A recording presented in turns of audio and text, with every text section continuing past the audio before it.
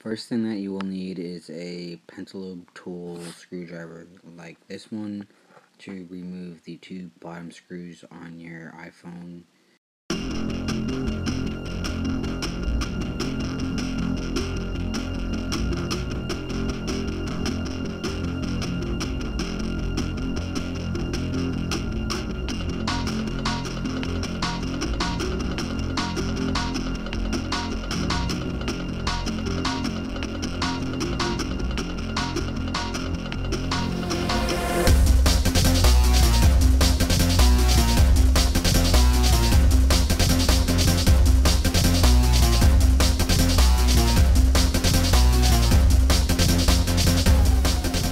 So that you do not lose any of the screws or track where they go, I advise you put it on a piece of tape with it numbered or lettered with what you need it for.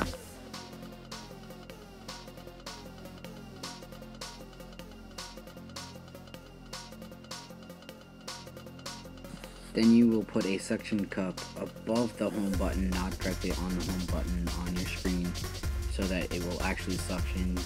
And then you gently will lift up on it and use a pry tool like this to lift the screen up carefully from the case of your phone, not to damage anything underneath or the case itself or your screen itself.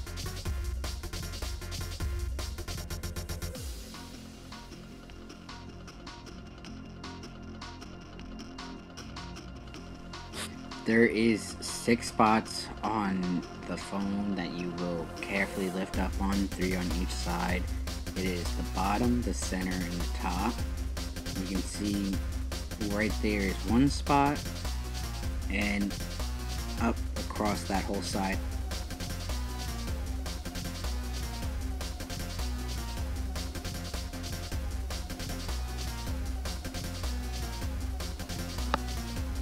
Now that you do have your screen loose, you want to carefully use a box with a rubber band or something to support it from not passing 90 degrees being straight up. Otherwise you can damage the thin ribbon cables that you can see right there or on your screen. You see I have it old box supporting it up right here, and you see this panel right here where the ribbons are. Going underneath is where you're going to remove 5 screws from it to then remove those ribbons to carefully put the screen anywhere you can put it safely. These screws are a Phillips screwdriver.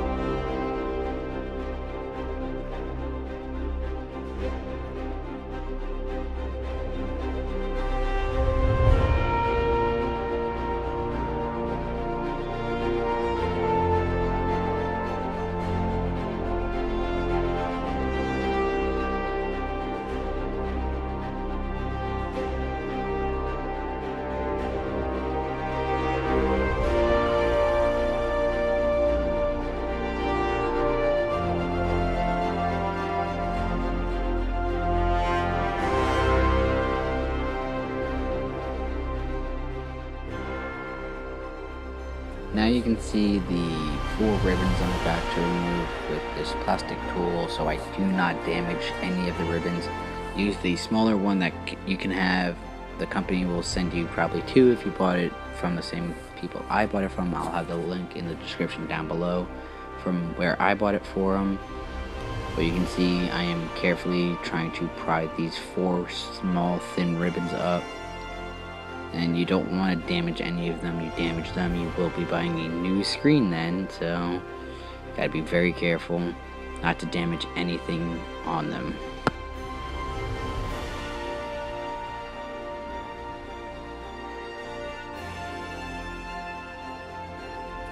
You see, actually, I'm undoing 5 of them.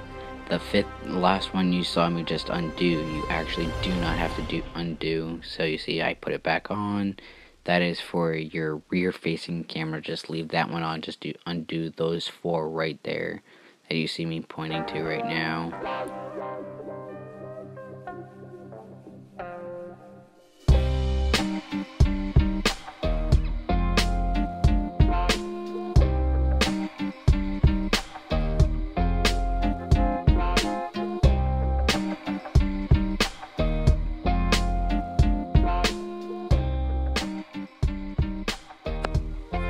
So next you're going to see my camera stopped working on me, so I had to restart recording in this part.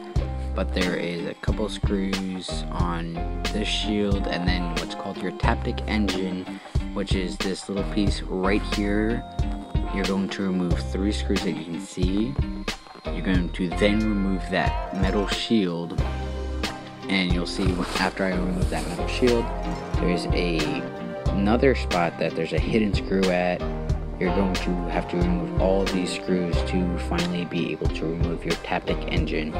If you're just needing to replace your Taptic Engine, you're to the part that you need to be to. If you need to replace more than that, I will show you right after this part how to do that.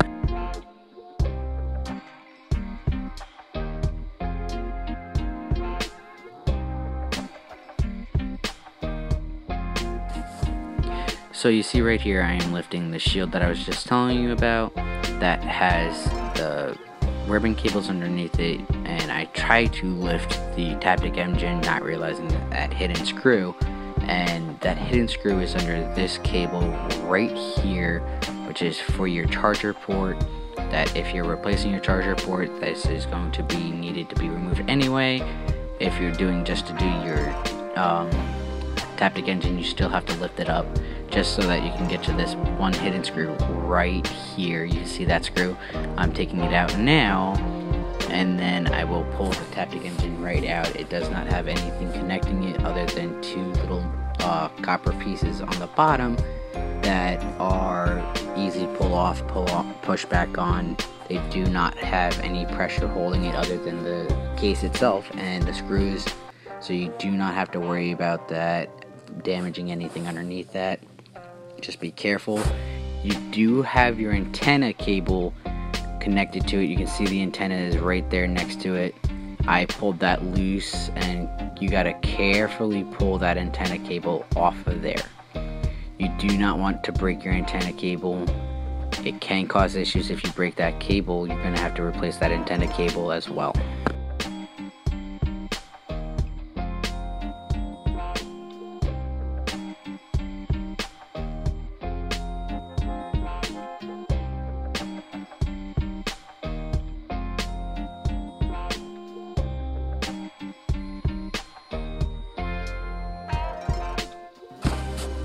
So you see, I got the Taptic Engine out. If you are just needing to replace that, just smack the new one in, screw it down, and then you will close it all back up. To close it all back up, you just do the complete opposite as it was to open it. But here now I'm going to be removing the antenna cable from the loudspeaker. The loudspeaker is this right here. You do not want to damage your antenna. I did actually, but it's fine. You don't want to cut it. I'm going to replace my antenna as well later on because it still works. I'm not too worried about it at the moment, but you will need to replace that if you do damage it, as I did.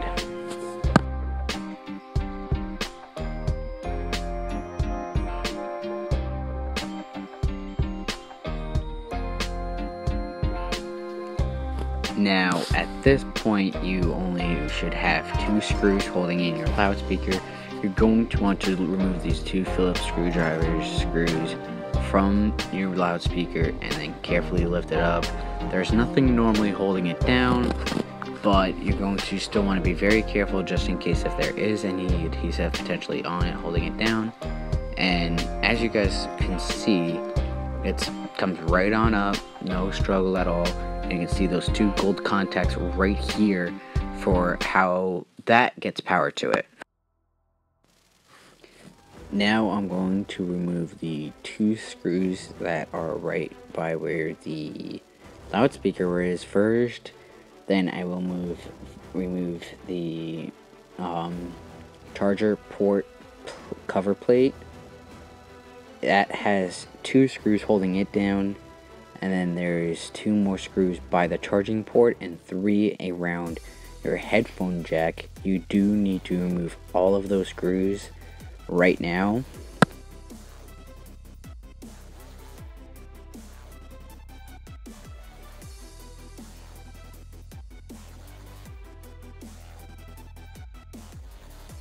Once you remove the panel from above the charger port, you want to carefully lift the antenna cable up, not to damage it. You are going to need it to put it onto your new controller board, charger port board.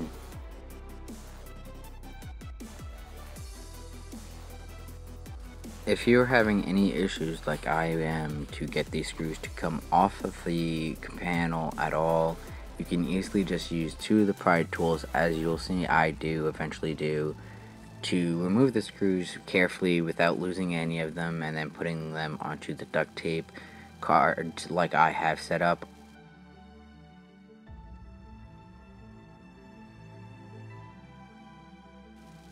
After you believe you have all the screws out on the headphone jack, you can try to slide it up just to test to see if you do have all 3 out. And on all the other components, you want to then start from where the connector is to the logic board for the charger port to slowly pry up on the ribbon with a plastic pry tool so that you do not damage the case for your phone. You do not want to damage the case either. Just to be safe, be careful.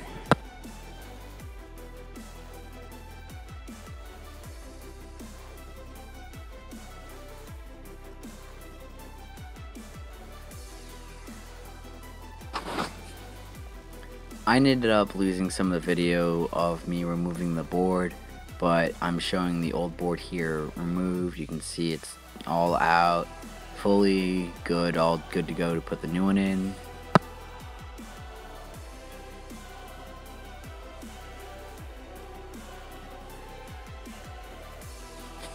You're going to want to look at your original board to see if there's anything not on your new board that you do need to move to your new board from the old board. For instance, I have to remove on the mic on the old one, which the mic is right here on the board. I have to remove the piece of plastic right here and put it onto the new one.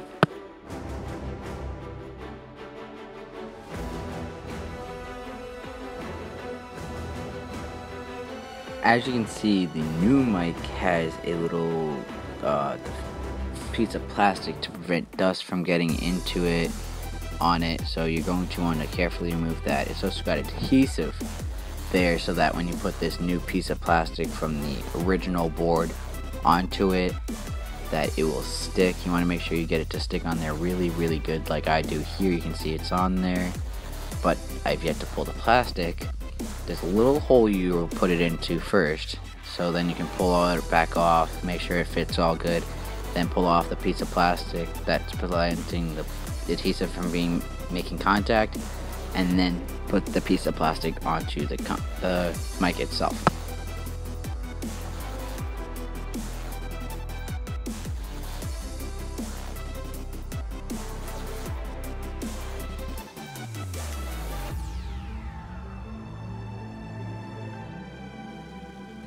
Next, on the headphone jack, there's also a piece of plastic that you will have to take from the old board and put it onto the new board. You can see the little piece of plastic right there. I'm pulling it off carefully from the old board. It only can go on one way. Make sure you have it on right. It won't sit right if you don't have it on properly. So just make sure you get it on there just right. It'll sit proper way if you do it right. You can see at first I keep dropping it. It's such a small piece. If you have little tweezers to make this part easier, it would be well advised, but I just do it with my bare hands. You can see right here, I try putting it on backwards, so I realize and I spin it to put it the proper way, and it just falls right into place like that.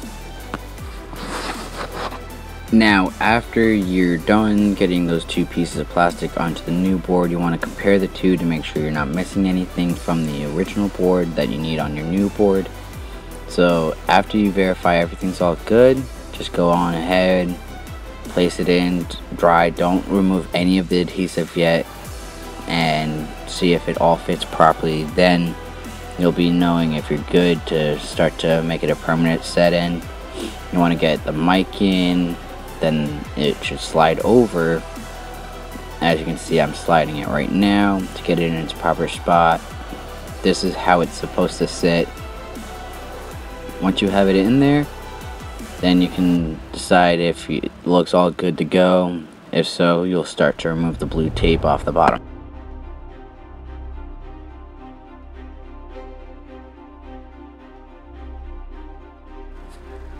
As you can see, I start off not happy with how it's sitting because the ribbon's so nice and new that it's not bending and contouring to how I need. So I carefully use a pry tool to get it all to set properly, to bend the ribbon cable carefully how I need it to sit.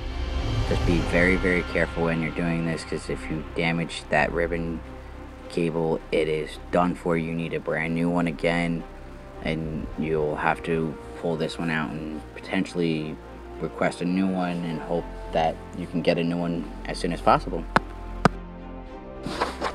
So I carefully worked on it a little bit off camera just to carefully bend it and not have to concentrate on recording the video and having the phone set in the frame.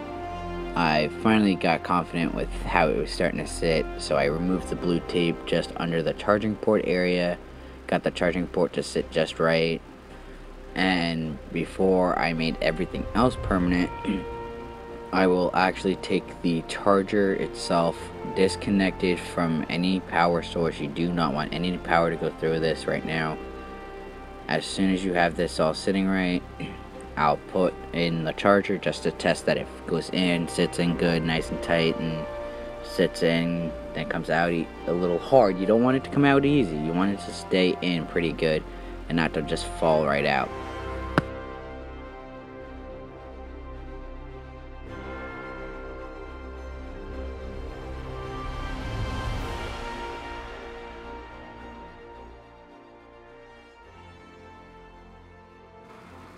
As you see, it took a little bit of force to get the charger to come back out once I got it in, but that's a good thing. You don't want it to just fall out like it did on your old one. If that's more than likely why you're replacing your charger port, is because it's not charging, because it's so worn down and slides right in and out. Then you want to remove the blue tape over this metal shielded part. This is where your loudspeaker and your Taptic Engine will go. So you got to put it on there, just carefully set it down and get it to where all the screw holes match up, and then push it down with a little bit of force on one of the pry tools. Be careful not to damage it though at the same time as you're doing it. You can see it didn't sit right, so I carefully lifted it and moved it to where it properly needed to sit, because you need to push it just right. You can remove the QR code sticker on the bottom of the new board. You see it right here. I left it just to be safe, you know, in case if it ever fails within 30 days. You know, I have a warranty on it for 30 days, so I decided to leave it there.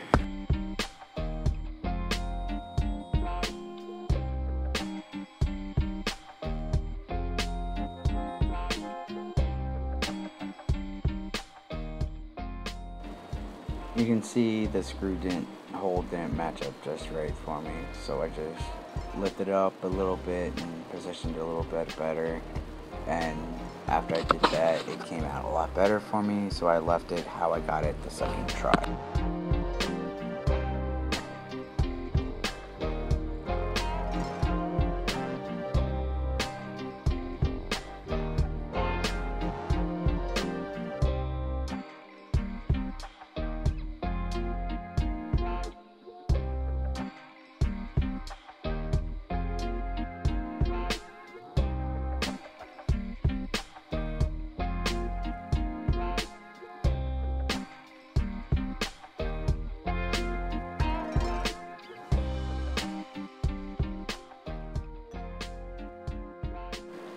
So here I'm going to start putting in some of the screws.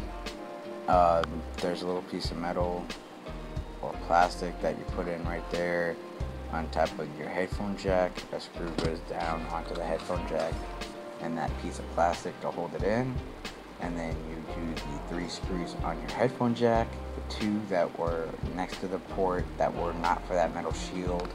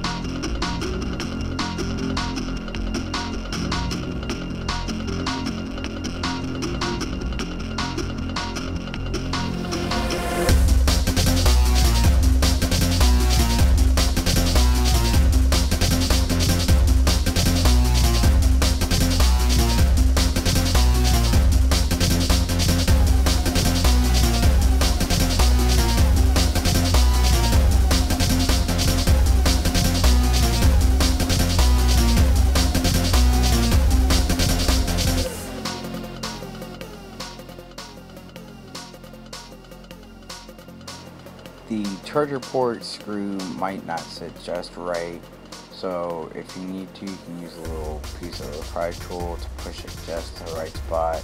It's going to have a little bit of harder time to go all the way against it because there is a piece of rubber that's there from the factory still. On mine, you might have to remove it from yours, but it's there to hold it from being too far out.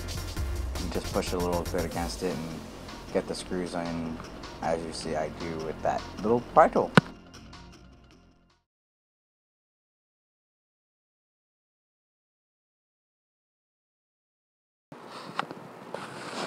Due to the fact that the screw is so small, it's easy to make it where it's not sitting on the screwdriver properly. So you can see I'm fighting it a little bit, getting it to sit just right. As soon as you get it to sit right on the screwdriver, you can start to put it on.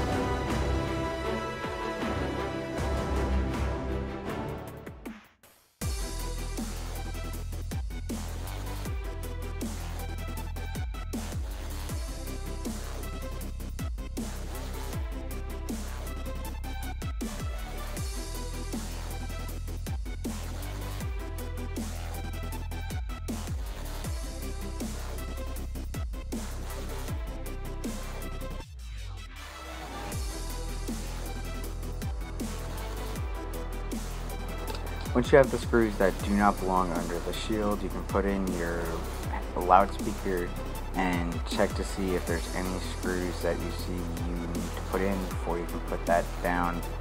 If there is, there's a couple screws in this corner you can put in. You can put these 2 right here in. You leave the other 2 until you put the loudspeaker in. After you put those 2 screws in, you can put your loudspeaker in, put your Taptic Engine in, and close it all up. I accidentally lost some of that footage. You want to make sure you don't forget to put anything in, and then you're all done and you want to test it, and clearly I did it right, mine's working, and we're good to go.